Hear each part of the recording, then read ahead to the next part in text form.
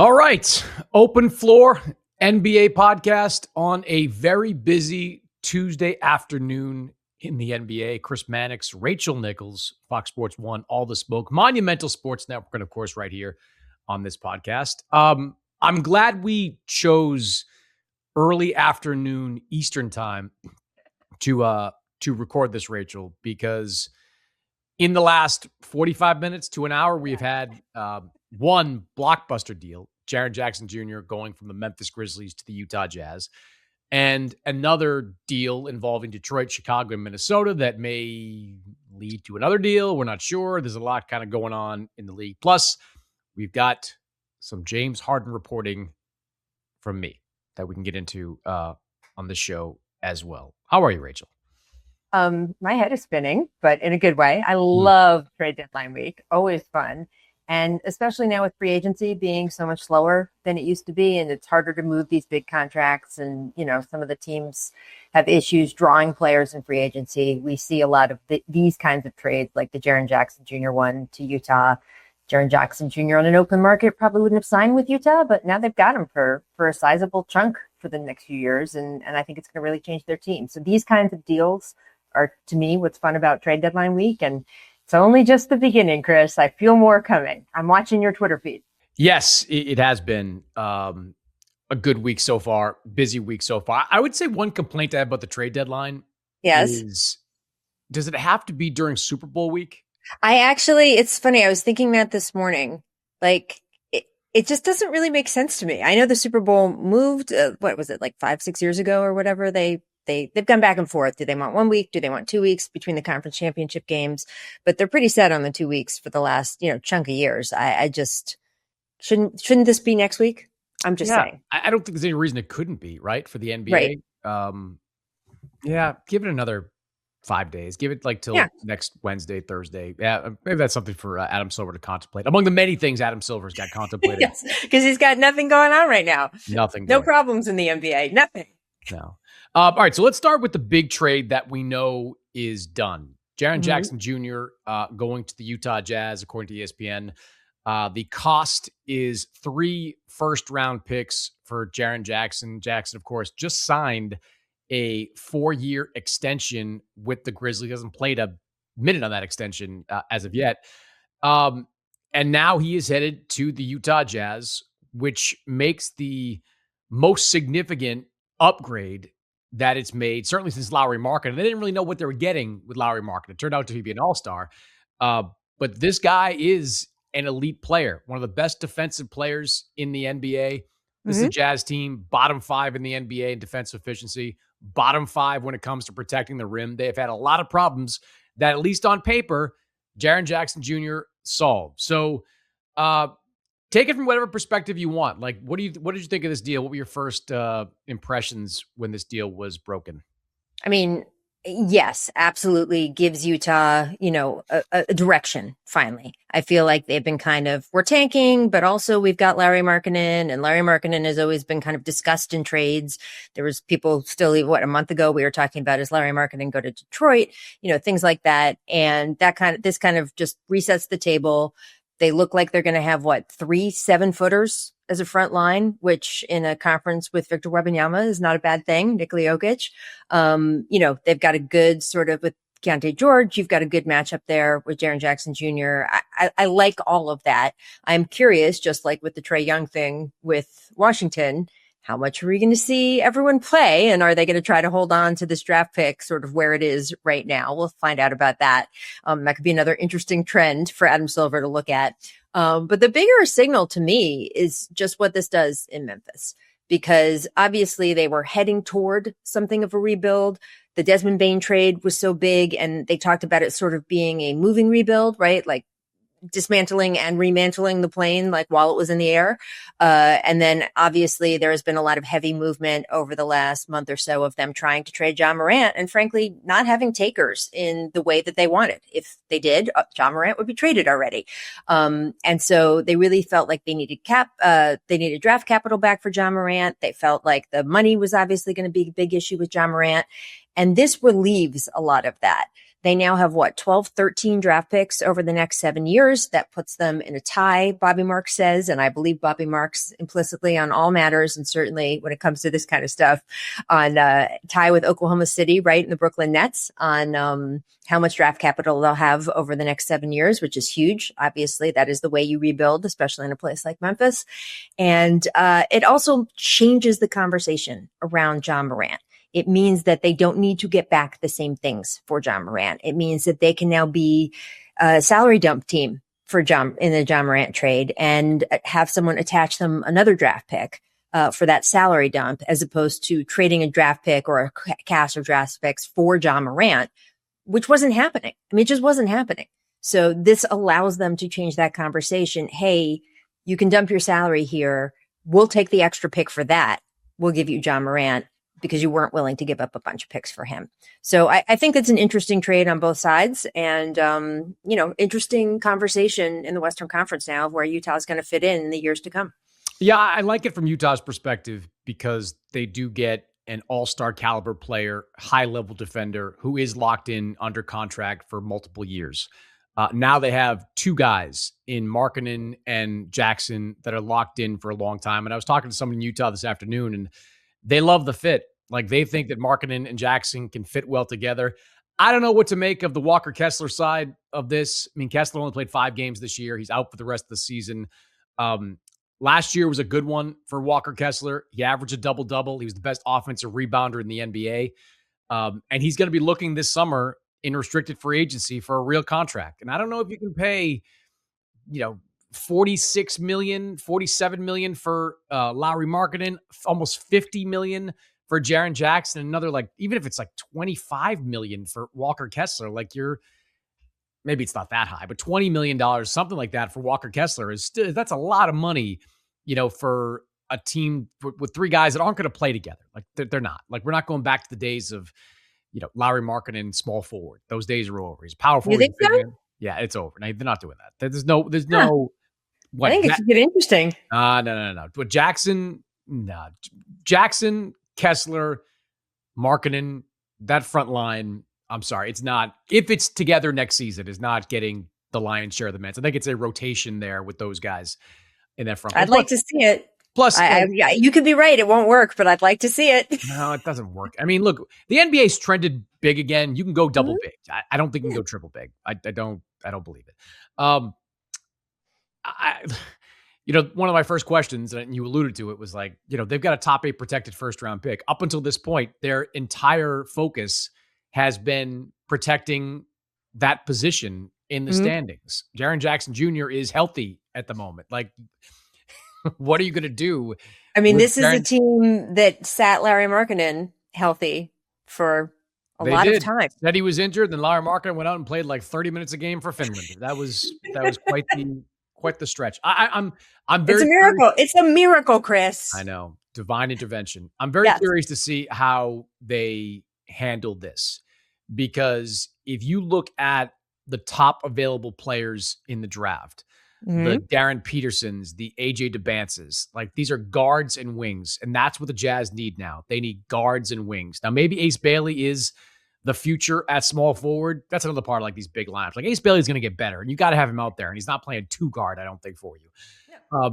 I think you've got to find a way to keep that pick if you're Utah. And does that mean Jaren Jackson comes up with a fun injury that nobody's really sure how to diagnose? Maybe, but I think that's something that's got to be under consideration. He doesn't have the same incentive for that, right? I mean, this is where it kind of gets interesting. He's got his contract, right? Yeah.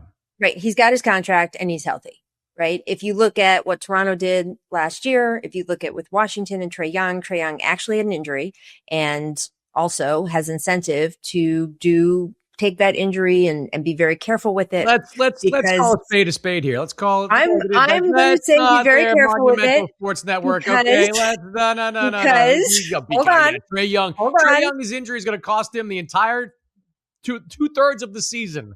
A quad injury that he was playing through for a while. I'm just saying he has incentive to take that very carefully because he wants a new contract. That's how I'm going to phrase it. So, Jaren Jackson Jr. does not have that. First of all, he's healthy. So that's the biggest factor. And second of all, he has his contract. So it is an interesting question of what's going to happen there, because I think they need the pick. They badly need the pick. They still need the marquee franchise wing. Maybe it's Ace Bailey. Maybe. I don't know. Still too soon to tell. He's not a surefire thing. But they need a Debansa. They need a Peterson. They need Cam Boozer. They need one of these guys, just somebody from this group of really talented young players that's coming into this draft class. I don't mind they give up 3 first-round picks. You don't need to keep hoarding draft picks. No, I agree. You got a bunch of them in the Mitchell Gobert deals. You don't need to be collecting all these picks. But this year's draft, you got to keep that pick. You got to keep that pick. And I'm very to see what they do to try to preserve that. There could be some historically crazy tanking done in the second half of the season. Washington, Utah, a whole lot of things to consider when it comes to tanking. Quickly on the Memphis side of it. Yeah, I mean, they're done. I'm surprised that Jaren Jackson went before Ja Morant, but the market was always going to be better for Jaren Jackson than it is for Ja Morant. He's a big that, is an all-star caliber guy, former defensive player of the year.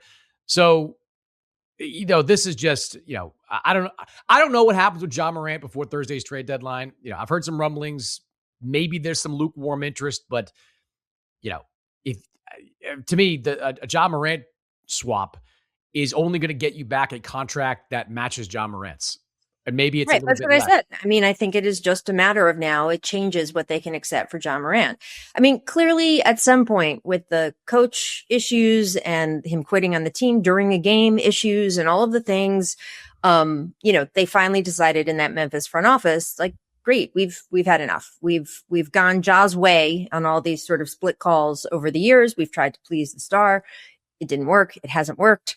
And they made him available to be traded. It was reported literally everywhere, including by you. And again, if people wanted Ja Morant would be on another team right now. That's how you know. You don't have to be an NBA insider. You can know if you just turn on a TV and watch the NBA, Ja Morant is not in another uniform. And that's how you know there wasn't enough of a market for him. So by making this deal, it changes what Memphis needs back. What Memphis has now is different than what Memphis had a month ago. And if they were going to just trade Ja and keep Jaren, who is a former defensive player of the year, and no, he's not on the youngest timeline, but he's still on a younger timeline. He's not 35. So if you could have kept him and gotten a good deal for Ja Morant, I think that's what they would have done, right? But they couldn't. And because again, Ja Morant, not in another team's uniform. So because they couldn't do that, because there wasn't enough interest around the league for them to do that, now what they have is different. So therefore what they need to add to that is different. And now they can have different conversations around Ja. And you're right. It could just be, hey, we'll take your dead money. We'll take your big contract. We'll do a swap. And for that, we can get a pick as opposed to we're trying to trade you Ja and get picks back, because they don't need as many picks. They don't need as high of picks because now they have Utah's. Yeah. And it's a good pick package from Utah if you look at the actual sort of which picks it is. Yeah, it's an excellent one. And Utah is not going to turn the corner right away in the Western Conference. They're going to be mediocre probably for at least a couple more years, even if they get one of those top guys. I get what they're doing in Memphis. It's officially the end of an era if that end had not already come down there. You know what I've been getting into lately? I have been loving watching The Day of the Jackal. Great show on Peacock. Eddie Redmayne, I'm into it. The only issue is it's not technically available in Saudi Arabia. And because of boxing stuff, I spend a lot of time in Saudi Arabia. However, I've found a sneaky workaround. Today's sponsor, Surfshark VPN. A VPN is a virtual private network which allows me to mask my real IP address and even replace it with another IP address anywhere in the world, which essentially means that I can pretend to be in the US with just a few clicks of my mouse. And just like that, I'm able to stream The Day of the Jackal, great show, to my heart's desire. Go to surfshark.com/openfloor or use code OPENFLOOR at checkout to get 4 extra months of Surfshark VPN. Surfshark has a risk-free 30-day money-back guarantee, and you can secure your privacy with go to surfshark.com/openfloor for 4 extra months. All these links will be available in the show notes of this episode. Go to surfshark.com/openfloor or use code OPENFLOOR. Smaller deal that went down on Tuesday afternoon. 3-team deal with the Bulls, Timberwolves, and Detroit. Jaden Ivey and Mike Conley going to Chicago. Kevin Huerter and Dario Saric to the Pistons. Detroit gets a 2026 first-round protected swap. This is I don't know what the Bulls really are doing. They've got a lot of guards now in that lineup. I don't quite get that yet. I'm sorry, we could cut and paste that sentence anytime at any point in the season over the last, 5 years? There's got to be something else coming in Chicago. Like, you can't just keep having all these small guards. I don't really understand it. I like it for Detroit. Huerter has not been what he was in his early years in Sacramento and even Atlanta. But if you are assessing the one weakness of the Detroit Pistons, perimeter shooting, and you just added another guy that theoretically should be a perimeter shooter, another guy that, like Duncan Robinson, can get you a few threes when you need him, if he can crack the rotation. But maybe he slides into Ivy's slot in that rotation and gives them something there. Minnesota, they're trying to do more. We're going to get to this with Giannis because I think Minnesota is the most aggressive team right now when it comes to trying to come up with the package that will satisfy Milwaukee for Giannis Antetokounmpo. But that's what this is about. What it is a deal that gets them closer to the luxury tax, or out of the luxury tax and closer to the above the tax line, out of the apron.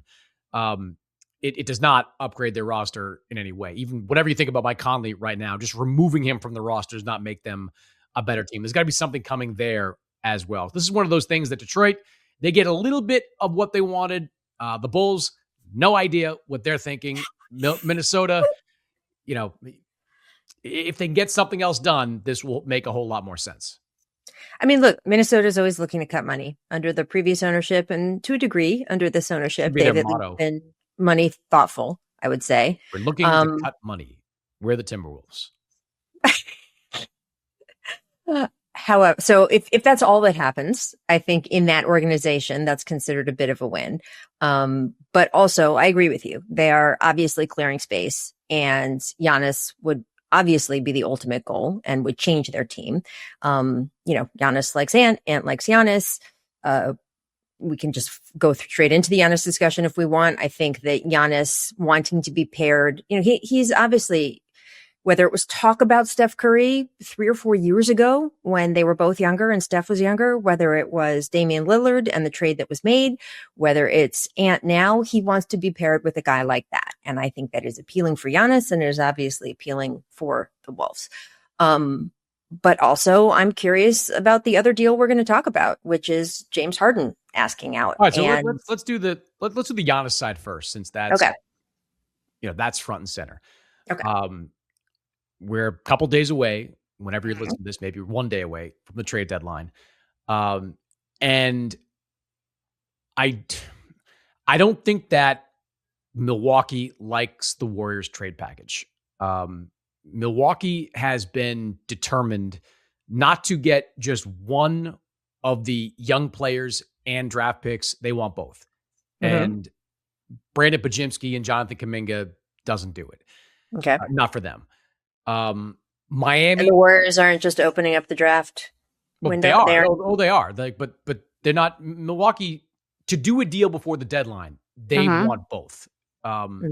Because they believe, and I think correctly, that you get to the offseason, whole bunch of teams might have just flamed out early in the playoffs. Yeah. Maybe some of these teams with more blue chip young talent. And I mentioned San Antonio. More teams will have more picks once you get to draft day. More picks, lock and go on. And I can tell you this, there are I know of teams that are not in a position to go after Giannis now, but could be in a position to go after him in June, trying to convince the Bucks to wait.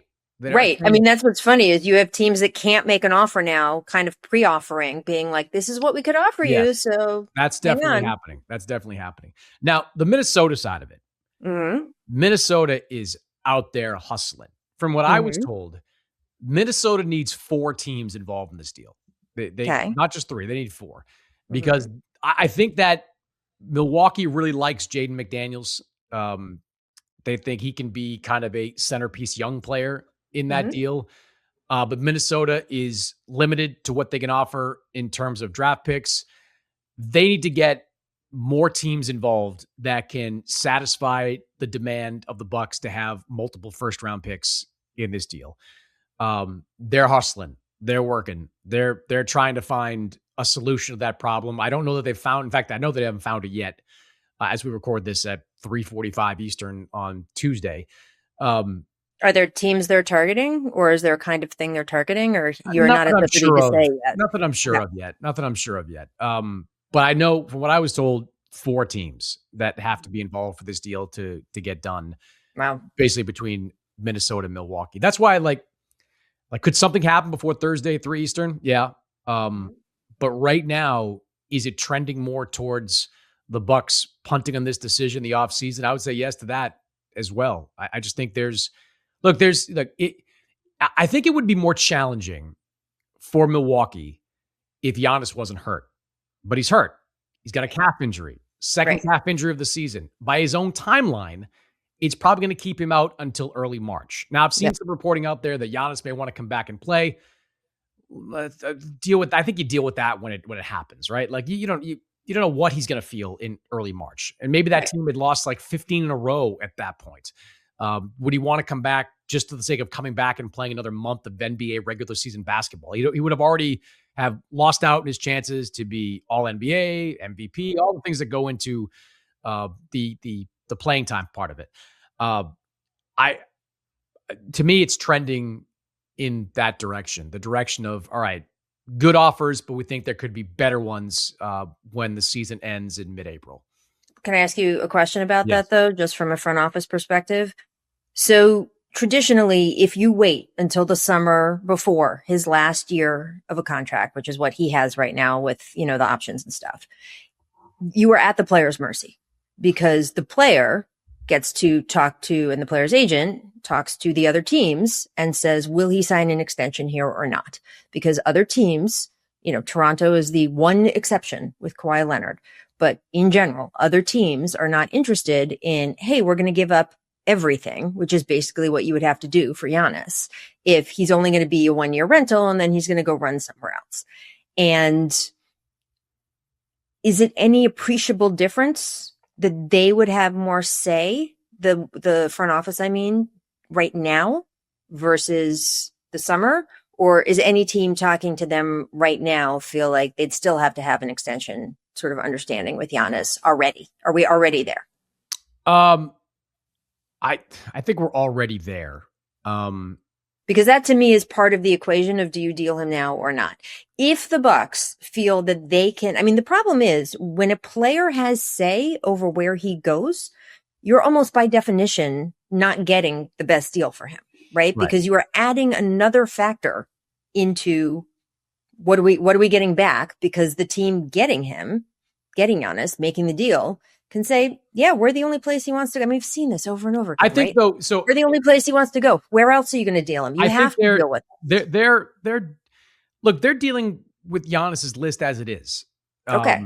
So that's what I was asking. I'm not sure. Normally a year and a half where you've got 2 playoffs worth of the player is sometimes this worth year a feels little like more a wash risk for him. Like this, but because of the injury, is it a wash? That's and I talked to one team last night, or what was it now? Mm-hmm. Days are blending together. Sunday night about that very topic, and this team that's interested, is saying we're not looking at this year as being a must-have. Like he's not going to move the needle for us in the postseason this year. Look, I think Giannis's list could even expand after the season. Like if the Bucks went to him and said, hey, let's just use the Knicks. I'm not sure. Like there's a lot of noise around the Knicks. Let's say the Knicks have an opportunity to give them 3 first-round draft picks. Maybe they'll trade Anunoby because not because they want Anunoby, because you could turn Anunoby to something else. Yeah, it's something more. Maybe that's the way that we want to do this deal. I think Giannis would be receptive to multiple different locations. I don't think he's going to shoehorn them or pressure them into just one. Okay. Particular city. That's my read on it right now. Now, I think, again, Minnesota is clearly a team that he's interested in.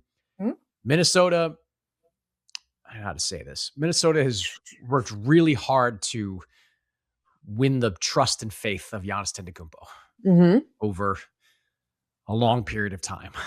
So in Minnesota, I'm not accusing them of doing anything. They're tampering in this establishment. I'm not accusing, but like, was it tampering when the Clippers were front and center with Kawhi Leonard during the 2019? Plenty of teams said yes. There was a tampering investigation. It was bothersome, and from what I'm told, at some points, from what I'm told, some of the things that Timberwolves done have been bothersome to the Milwaukee Bucks. But there's a reason Minnesota is out there. Minnesota's not New York. It's not Miami. It's not LA. Mm-hmm. There's a reason that they're in play here, and that the Timberwolves are operating like a team that believes Giannis will want to be there long-term, to be Anthony Edwards' running buddy and to live in the Twin Cities for probably the rest of his career. Is this Minnesota's best chance? Do you think that if it does go to the summer, enough teams will have enough more to offer, and there are enough teams? The Knicks, there's mixed reporting on the Knicks, right? And again, this is your territory. It's not mine, but when I watch the NBA space, I hear from some of the insiders out there like, hey, the Knicks like their team. They've said it over and over. They've been on a good run lately. They feel as if they're not willing to tear things up in the middle of the season. As many of the complaints there are about Cat, there's a lot that Cat gives you. OG obviously would have to be involved in one way or another in the trade. And they think they've got a good shot in the East this year. James Dolan has said they have to win the finals, certainly reach there. If they don't, it might be that they are more willing to give up more of their team and make a deal for Giannis. By the way, there's some insiders who say the Knicks are interested in Giannis right now. I don't, again, this is not my area. The Knicks are interested in Giannis right now. The Knicks don't believe they have enough. Believe they have enough. So again, you're my most trusted insider. So do you think though that Minnesota, their best shot is right now? And if other teams get in the mix in the summer because they will have more draft picks. I mean, once you hit draft day, draft picks change. Do you think this is Minnesota's only shot to really do this, or best shot? I don't know if it's their best shot. I think it's a big opportunity, a big opening for them. And I'm reading I'm going through a bunch of my text messages from the last couple of days. I think one of the things that Minnesota could try, is that they can try to get a first-round pick for Julius Randle in a trade. They can try to get a first-round pick for Naz Reid in a trade, package those picks with Jaden McDaniels, whatever it takes to make the salary work, and maybe that gets done. I have been told that the Bucks like McDaniels, that he's somebody they're into. Yeah. So that's the scenario. That's what the Bucks, that's what they're out there working on. Maybe, and that's what I mean by 4 teams right there. Like one team takes on Randall, throws a pick into the pot. One team takes Reed, throws a pick into the pot. These are good players, by the way. Yeah. And I'm not so sure that helps Minnesota at all this year. If you trade Naz Reid and Julius Randle and you get Giannis back, who's still dealing with calf issues, you're basically making the bet that 2026-27 is going to be your season and beyond. Yeah. I think it's a big opportunity for them. I don't want to say it's this year or it's February or bust. I don't think that's the case. But given that the Knicks, the Lakers, the Heat, some of these other teams in marquee cities could have more openings, then I think this is a great window for them to really take a big swing. We had some breaking news here, Rachel, as we're recording this podcast. The Boston Celtics have made a deal. And let me tell you, I love this deal. I was hearing a little bit about this deal. I didn't know if it was going to happen, but I love this deal. Well, I'd like to say you just said the Bulls are about to do more, and here we go. And here we are, right there. I knew they were going to do something, but they get another small guard. The Bulls are trading Nikola Vucevic. It's like a boy band. Yeah, the Bulls trading Vucevic to the Celtics for Anthony Simons. We knew the Celtics had this big contract in Anthony Simons. He's an expiring contract, $27 million. Vucevic is an expiring contract at $21 million.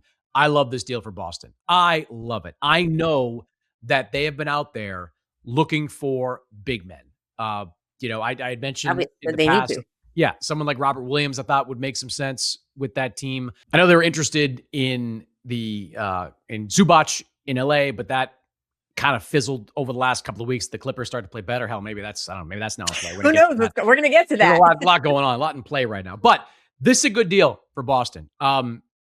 Look, are there limitations to Vucevic? Yes. He's not a great defensive big, but he is an excellent offensive player, a high-level offensive center, a 3-point shooting big who fits right into how Joe Mazzulla should want to play. This is like Simons had a much better expected stint in Boston. I thought he'd be kind of a liability for them defensively, but he played enough defensively to be able to give them something, like to be able to contribute to them, in the first half of the season. Now they get a 7-footer-ish, whatever, 3-point shooting big, can play alongside Neemias Queta, supplant him in the lineup. I don't know how they're going to play right now, but they need another big. If they were going to make a run in the Eastern Conference, they need another big. Now they get him.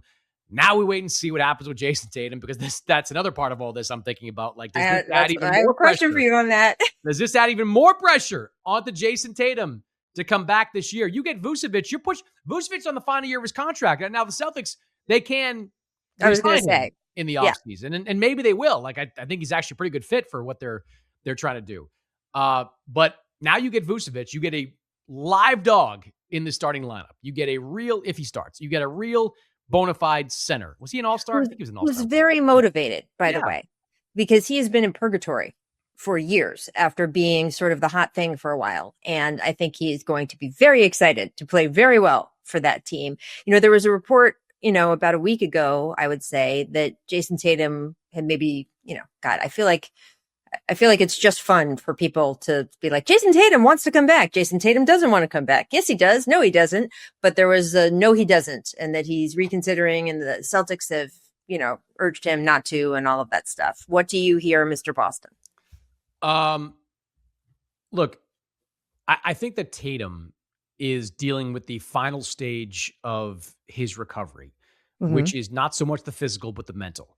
Like, I think he's trying to figure out what it's going to take to be completely comfortable out there on the floor in high pressure situations. I mean, it's one thing to do what he did in that workout in Detroit. I'm sure he's been doing that every day in practice, where you have an assistant coach with a pad or whatever he's using to defend you.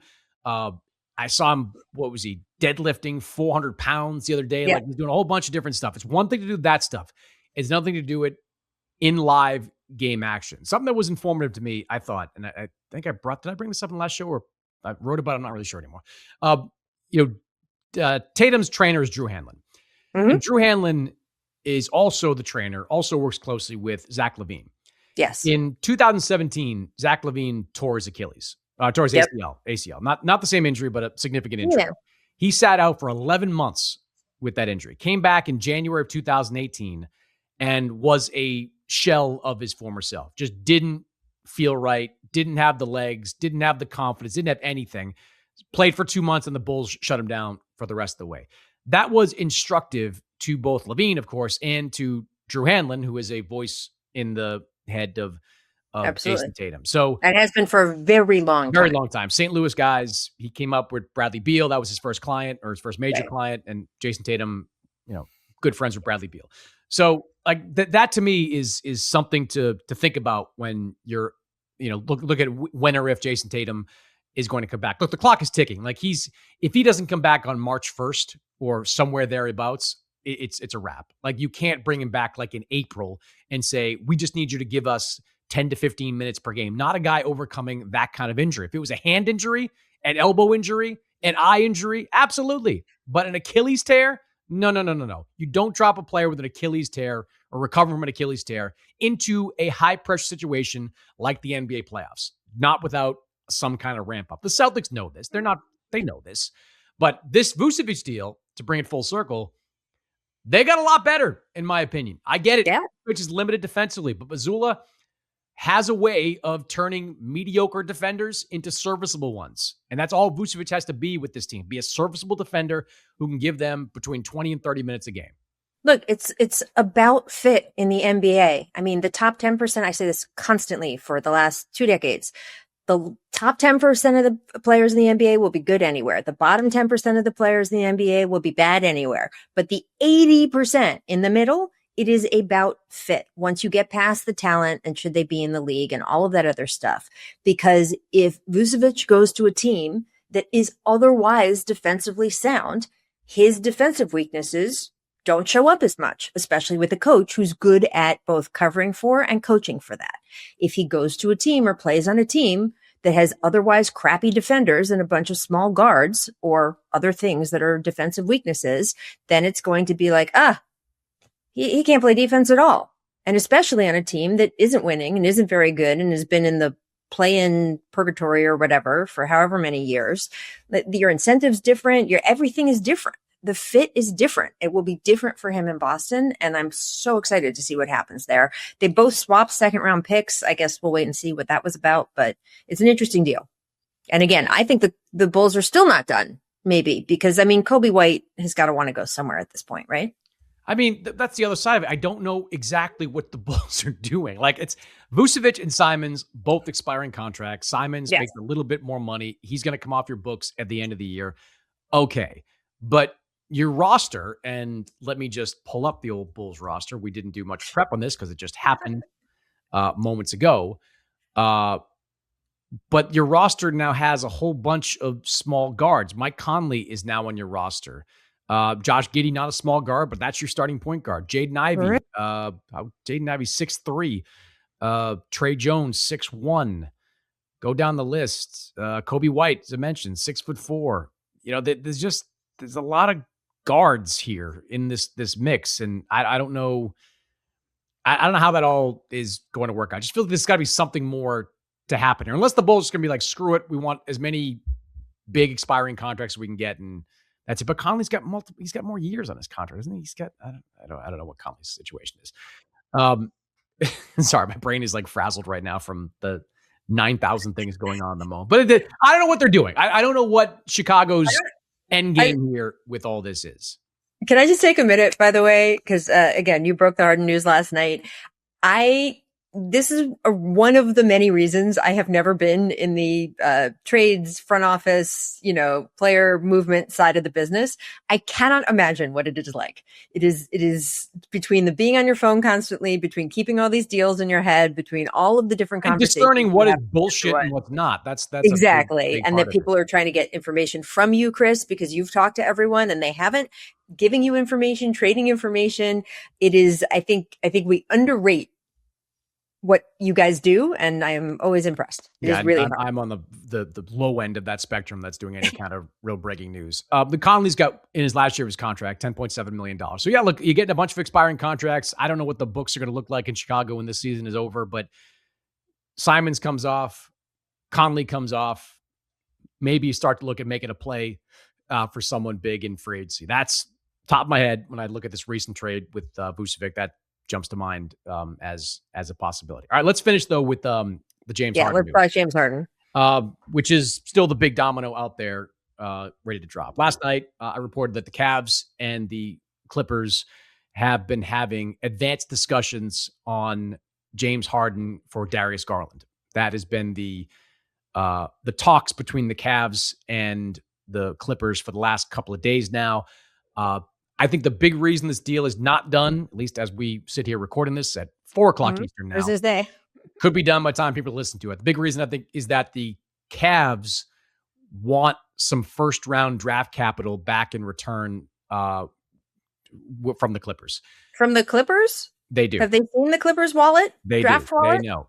But what they've asked for, and they've been rejected outright. They've asked for a first round draft pick. Clippers said no. They asked for a swap. Clippers said no.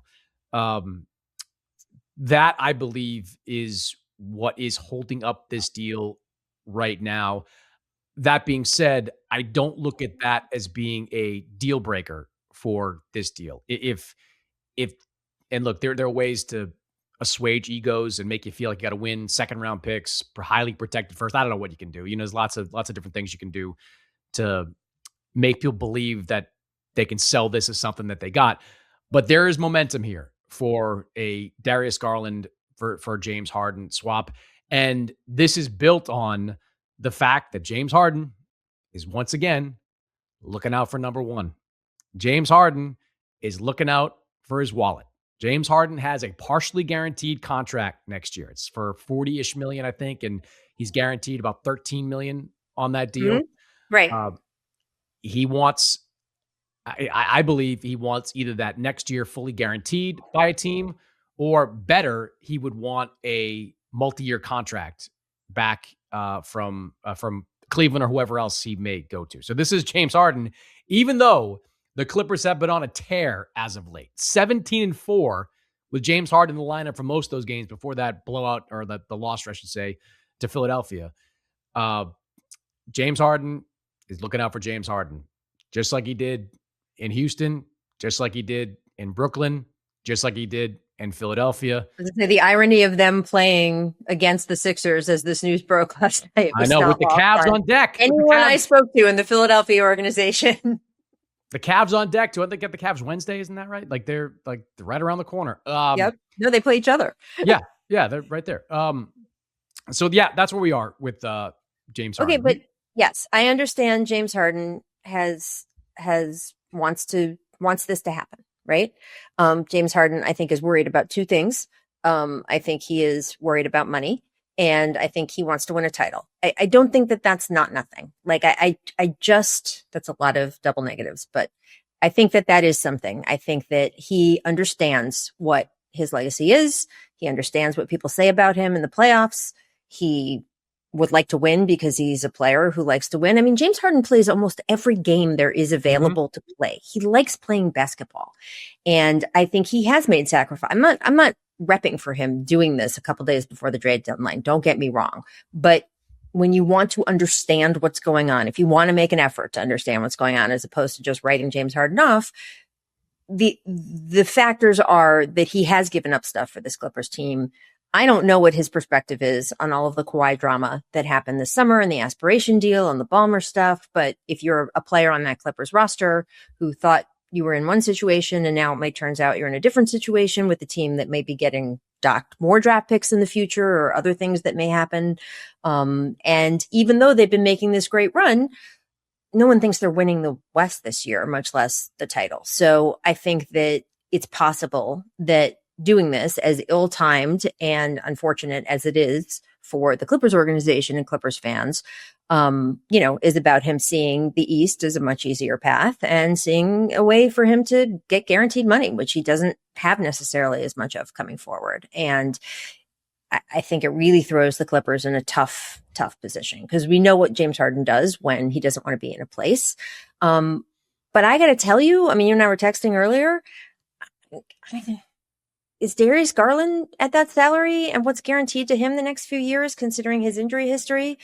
Is that a deal you want if you're the Clippers? I mean, I know he played 75 games or something last season, but I think this will be his fourth season playing less than 60 games at his age with 3 toe injuries now. I mean, I don't know, man. If he's healthy, then sure, the prospect of him next to Kawhi is great. But that is too very much if he's healthy in the same sentence.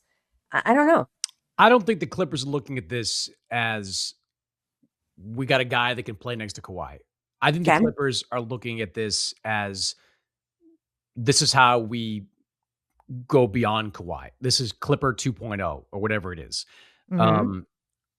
Darius Garland is 10 years younger than James Harden. Yes. It should be pointed out, like he did play 75 games last year and he had, what did you say? Fourth season of under 60 games. 2 of those seasons though came in his first 2 years. So he's, in 21-22, he played 68 games, 22-23, 69 games, 57 in 23-24. Last year, 75 all-star clutch player, 6th in clutch player of the year. This year's been a mess. He took him a long time to recover from the off-season toe surgery. I mean, when you talk about last year also, let's not forget that the issues hurt them in the playoffs. Well, his injuries hurt them in the playoffs. Yes. Yeah. Like and you could certainly make an argument. I'm not anti-Darius Garland. I'm just talking about the Clippers being in the top position here. This was not something they want to do, right? Is that accurate? That before James Harden, again, this is not my reporting. Just call him a verb there. Like before James Harden, James Hardened. Like that. This is what he's doing. I want to be careful because I don't have any personal knowledge of this. But according to your and other reporting, before James Harden brought this up to them. Well, you just also said earlier in the show. You said earlier in the show, like you don't have to be an NBA insider to know X, right? You also don't have to want to know why here either. Like James Harden, this is what he does. He has wanted a contract. The Clippers have signed him to a couple of one-year deals, basically, with these player options on the back end. James Harden wants a deal. James Harden is always has one eye on that deal. And it is hilarious to me that he's asking for this trade while they're 17-4 and turning their season around, looking like a team that if they can get into the playoffs, they're going to have to fight through the play-in, most likely, if they stay together. If they can get into the playoffs, Harden, Kawhi, Zubac, a defense is playing better, Ty Lue on the sideline, maybe they can knock off an Oklahoma City or a Denver or a San Antonio, whoever they might get in the first round of the playoffs. Like, this is about James Harden looking out for number one. And I'm not even saying it like he's wrong to do it, but he's looking out for number one here. I don't think there's any question about that. But I guess and this goes to like a larger discussion. And again, this is not a James Harden defense. I am just asking a larger question because that is my area. And I do like looking at these big trends around the NBA, is that if you are James Harden, he's 35 years old. Yeah. Okay. 36. Great. 36 years old. He is playing on a team that, as you said, maybe through the play-in, assuming there's no big Kawhi injury, assuming everything goes as it's been going, maybe gets into the 7th or 8th seed and then is playing Oklahoma City, right? In the first round. I don't think they're beating Oklahoma City. And then his contract next year is partially guaranteed. Is that correct? $13 million. Yes. Partially. Okay. And he's going to be 36 and a half. And his value 37 at the start of next season. Yes. There you go. His value of going to another team is going to be pretty non-existent, correct? About getting more money in the future. I think in free agency, I always said that I thought the Clippers were bidding against themselves the last couple of years when they gave James Harden like these $35-40 million contracts. I didn't know who was going to even come close to that in free agency. That's what James Harden is doing here. He's looking for a team that might be so desperate that they give him what he wants to get him on the roster in the short term. And the Cavaliers, they're reaching that point. Let's talk about them for a moment. Well, that's what I was going to say. They are more desperate now than they might even be later because Donovan Mitchell, after this season, only has one more year on his deal. Yes. And Donovan Mitchell, if they do not well in these playoffs, if they fall way short of expectations again, he could very easily come to them this summer and be like, hey, I'm not re-signing with you guys. He could do the Giannis. Like, he's eligible. I don't even have to ask for a trade. I'm not re-signing with you guys. So you guys decide what you want to do there. And he would get traded. So 4-year extension, $275, I think, ish million. All you have to do is say no to that. And all of a sudden you're traded. Simple as that. That's how it works. So if you are James Harden in this situation, and look, this is all colored by the fact that James Harden, if he's traded, it'll be his 5th trade. I think 3 of his trade requests have come in season. We know his history. We know how he's made life difficult for 2 separate teams. So there's no benefit of the doubt for him. I am just looking at him. We're on to 4 right now with the teams. I think he made life difficult at the end for Houston. He made it difficult for Brooklyn. He made it difficult for Philadelphia. And now we're here doing it with the LA Clippers. And I'll even punt on the Oklahoma City stuff because that was as much their fault as it was his not ponying up the cash to ultimately keep him. But if you took out the James Harden of it all, if you were player X in this stage of your career with this opportunity in front of you to be on a team that gets more than clobbered in the first round of the playoffs, get more money, play longer, play alongside a young, on fire superstar in Donovan Mitchell, as opposed to Kawhi, who is an amazing, in my opinion, all-star season, which we're not even getting to because there's so much trade stuff. But I understand. And playing on a team that is very, and again, I have no information here, but is very possibly going to get hit with a bunch of penalties soon. Like, player X looking out for himself in that situation is not crazy. It's just because it's James Harden. I think it's very upsetting for a lot of people. And I get that. You are what you've done. Right. I would say this, like, if you're making a pie chart of the reasons James Harden is looking for this deal, 90% of it is money.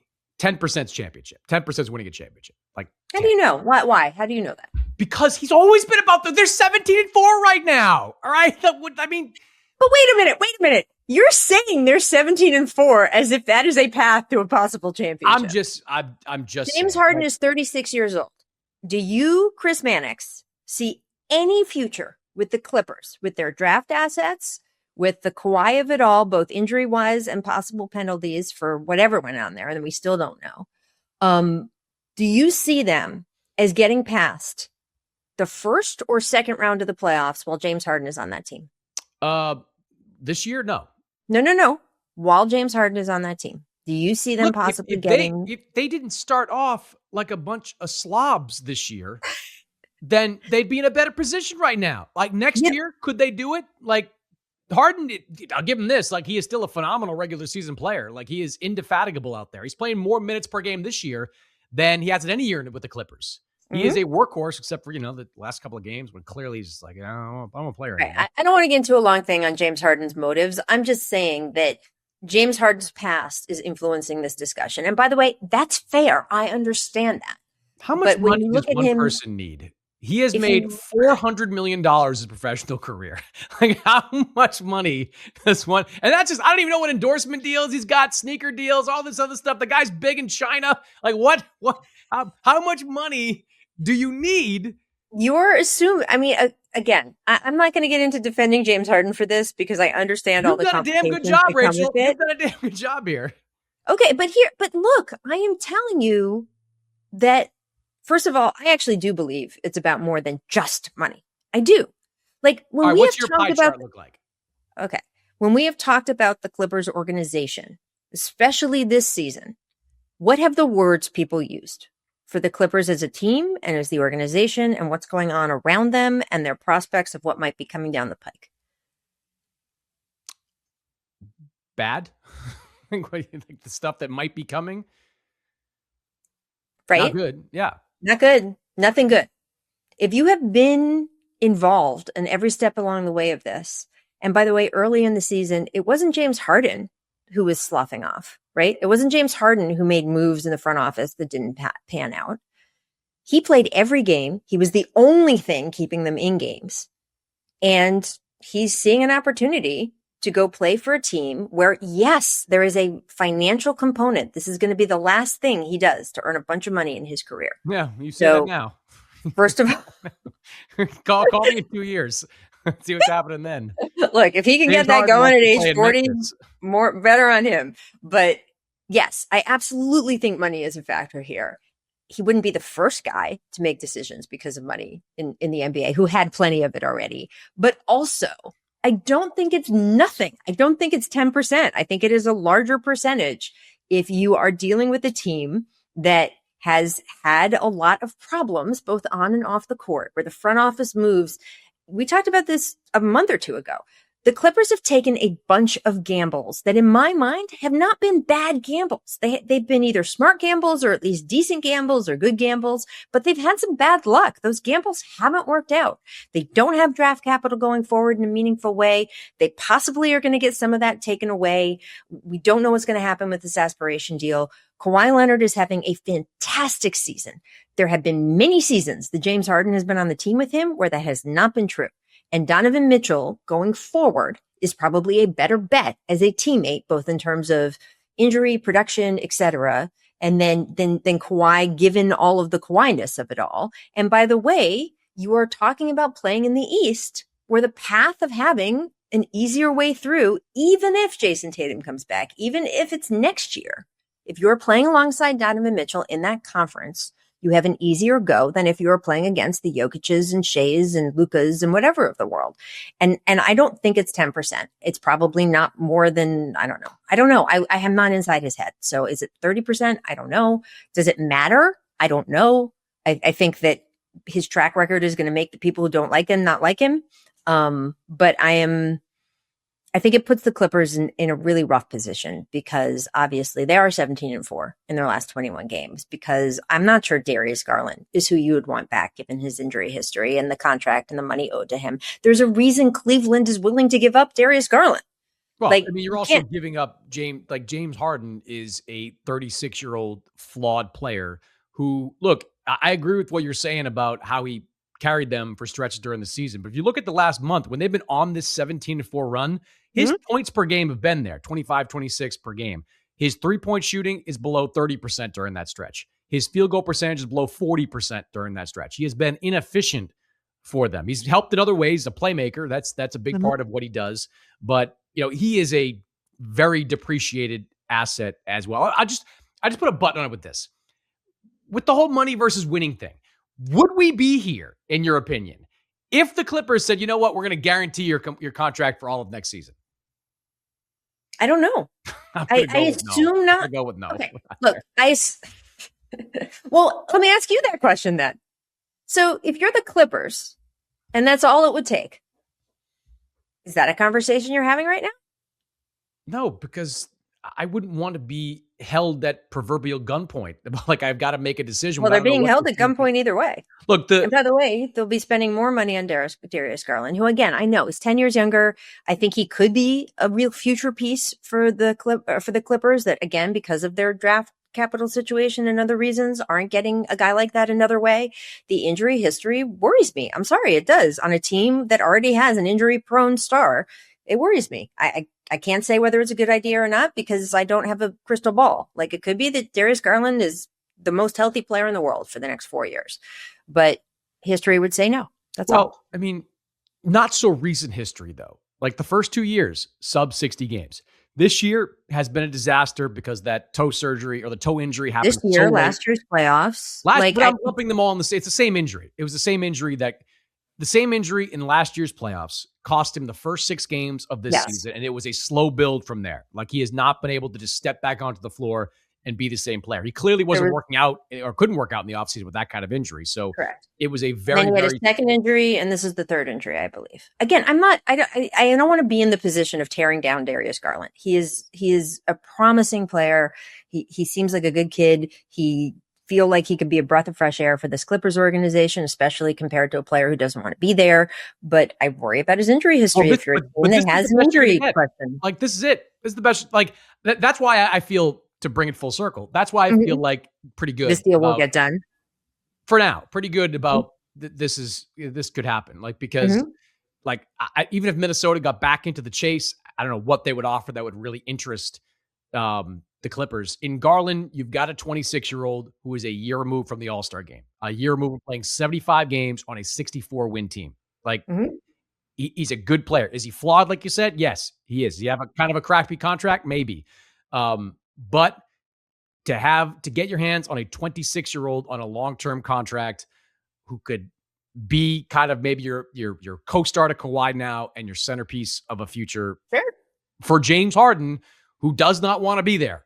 Who does not want to be there. Like, that's, I get it. I don't think it's an ideal situation. Nobody, I don't know if anybody's winning here, but it might be, for all parties concerned, who's winning? The best that they can do, which is something in the NBA. James Harden is winning. That's James Harden. He is like, he always comes out on top. He wins these battles every single time. Leaves Oklahoma City, max guy in Houston. Forces his way out of Houston, gets a big deal in Brooklyn. Gets out of Brooklyn, goes to see his pal Daryl Morey. That goes south. He gets to move back to the West Coast and play in California, Los Angeles. It always works out for James Harden. It always works out for him. It always works out for the Boston Celtics. It always works out for the LA Lakers. No, James Harden should have his own wing in the Basketball Hall of Fame. Like, for the way he's been able to maximize his money. He has done it every single time. I am not defending this particular situation, but it does bother me in the very big picture when people are upset with players for, quote, looking out for themselves, when we accept it as a complete, just absolute fact that teams do that. I don't get upset with players. No, hold on. That's a different conversation. I don't get upset with players. Not a different conversation. It's the same conversation. You're saying he is the best at this particular thing. You're saying he is the best. He should have his own wing in the Hall of Fame for looking out for himself. Yes. Okay. I am saying that teams, the absolute expectation, not just accepted, the absolute expectation of teams is that they look out for the team, number one, no matter what's going on with the player. Like, loyalty, quote unquote, from the team side to the player side, it is not an expectation. It's not an expectation of fans who are fans of the team. It is not an expectation even of players these days. Players have learned that there is no, quote, loyalty from the team's side. That expectation is over, and it's been over in the NBA for a long time. And if that is again, in the biggest picture, I'm not even talking about James Harden anymore. that if that is the expectation on the team's side, I don't overall have a problem with players saying, great, these are the rules of the game you're giving me. I will play your rules. I will play your game.